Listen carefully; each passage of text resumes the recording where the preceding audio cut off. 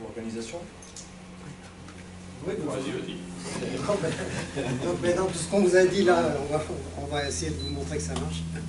Ça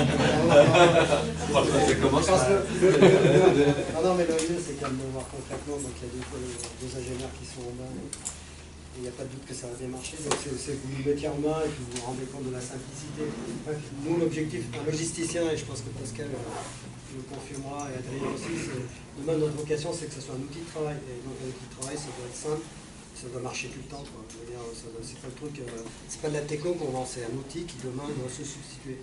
Juste quand même que c'est des drones qui volent pour faire dans l'industrie pour faire des opérations, on n'en a jamais vu aujourd'hui, enfin on en a vu en termes d'expérimentation, mais d'une manière concrète, diffusée, ça n'existe pas. Donc on a tout un parcours d'adoption et de conquête à faire. C'est l'ensemble des remarques qu'on a eues depuis vos retours, depuis le lancement de ce projet, ont toujours été positives. Personne ne nous a dit, oh, votre truc, c'est n'importe quoi, ou vous êtes sur une autre planète, etc. C'est une idée géniale. Et maintenant, ça va même plus loin, parce que maintenant, c'est des choses qui... On n'est pas les seuls sur la planète, d'ailleurs, à travailler ce sujet. Voilà. Mais nous, un des éléments au-delà de tout ce qui a été dit, c'est, comme ma voiture le matin, moi, je veux qu'elle, peu importe la techno qu'elle a, je me fous, je veux qu'elle me mène d'un point A à un point B et que j'ai pas de problème. Donc moi, si je travaille avec un outil, demain, je le prends, il fait son job, et il me permet d'être mieux, d'aller plus vite, d'être dans un meilleur bien-être de travail, c'est tout.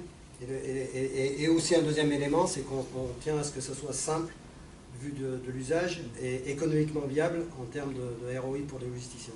C'est un élément clé, ça. Je veux dire, on n'est pas sur des projets à retour sur investissement à 5 ou 10 ans, on veut que le retour sur investissement soit rapide et facilement mesurable. On a la chance que dans les inventaires, c'est quand même des opérations bien millimétrées, bien connues, donc on peut assez rapidement comparer les résultats et dire ok, là il y a un enjeu et on voit l'investissement, il sera rentable rapidement.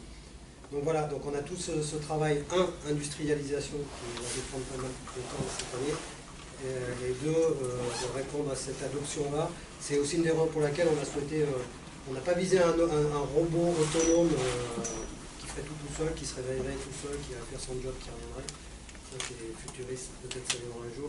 On souhaite y impliquer le personnel de terrain, parce que c'est eux, entre leurs mains, que cet outil demain sera, ils viendront, ils feront l'opération, qu'ils feront autre chose à côté. Donc c'est ces gens-là qui, quelque part, sont des praticiens de métier, qui feront le fait que ça marchera bien ou ça marchera pas. C'est ce que je veux dire. Et là, on va passer à la chose concrète.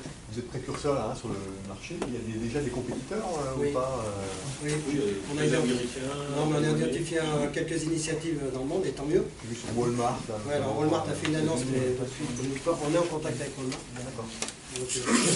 Ça nous permet, vous ne pouvez pas imaginer les contacts que ça nous a ouverts, ce genre de contact. Quand on était à Vegas, on a ouvert un contact avec les patrons d'innovation Nike, par exemple. Bref. On a juste quelques autres sociétés qui avancent sur le sujet. Essentiellement des gens qui viennent, des startups qui viennent du monde du drone, des ingénieurs. Donc à un moment donné, on sont allés sur un sujet pour faire de la surveillance avec un drone, parce qu'ils savaient faire, ils développaient une application comme ça. Puis un jour, à un moment donné, un client leur a dit, mais et si on faisait quelque chose pour l'inventaire? Donc voilà, donc il y a 4-5 solutions dans le monde comme ça, enfin qu'on suit de près évidemment. Donc moins des spécialistes de la logistique et encore moins des spécialistes des systèmes d'information logistique. J'insiste là-dessus. Parce que nous, le drone, c'est qu'un objet, c'est qu'un moyen. Ça substitue à la nacelle et au pistolet opérateur. Voilà, c'est que le moyen. Ce qui compte, c'est la logique qu'on va mettre derrière, notre capacité à appréhender l'environnement pour faire l'inventaire de telle ou telle manière, parce que les inventaires ne se font pas de la même manière dans les sites logistiques. Et ça, c'est important, je crois qu'on a cette différenciation-là. Et puis voilà, puis nous, on monte notre projet avec qui est un projet pas à pas. Alors certains pensent que des fois ça ne va pas assez vite, mais on pense qu'on doit aller dans ce rythme-là, de ne pas brûler les étapes, parce qu'on veut que ce projet soit une réussite. Après, on n'a pas la prétention, même si en marketing on dit qu'on est premier dans l'automobile mondial, on n'a pas la prétention de prendre 100% du marché, mais après le potentiel est juste énorme. Il y a des dizaines de milliers d'entrepôts dans le monde qui seront éligibles à ça. Un petit peu, quand même. Et déjà ici. Bon, on va passer, je pense, à la visite. Je pense